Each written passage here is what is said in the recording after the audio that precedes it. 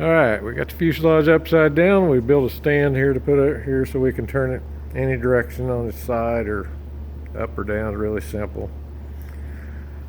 Just use what we had. We had some 3/4 plywood. We bolted that to the motor mounts, and then we just put 2x4s. I believe they're 5 foot long. And we can rotate it on the side, this way, up or down. Getting ready to do some covering here. Not quite ready for that yet. We had to put the stringer in. You put it in here, and then you drill a hole through here for safety wire. Of course, it'll be glued. At each one of these points, you drill a hole here, and it'll be safety wired and glued again. This will all be held down to the, and each one of those will have a hole drilled and safety wired anywhere it touches, it says. So any place where it contacts with the frame. And then of course the back end here is drilled and it'll be safety wired in there. So we gotta get that done. We got the tips done. They are covered. Painted the ends. We painted the ends and covered the tips themselves. They're ready to go on the wings, just like the light installation on each end. So, okay. We built a real simple stand back here. Just bolted it to where your rudder bolts, and then left it where it was holding everything off the ground there. Got ground clearance there on that metal piece we attached to the rear. So, see what we can get finished up here. Okay, we're finishing these inspection covers up so they're about ready to paint. Remounting them, we're finished. We had a couple more holes to drill in them. We had to put aluminum back plate on the fiberglass here to put these 2 screw holes in.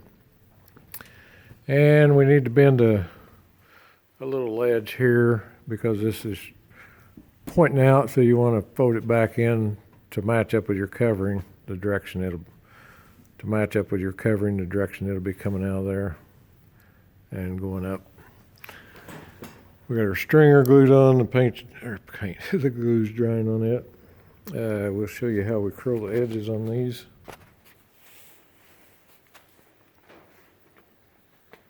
Got an edge forming tool, they call it. Fancy pair of vice grips with the rollers welded on there. And they work pretty slick. Fasten it down where you can pull on it. The instructions say always pull. You have to be careful not to run this edge up on here. Trust me, it doesn't do good. You put it on there like that.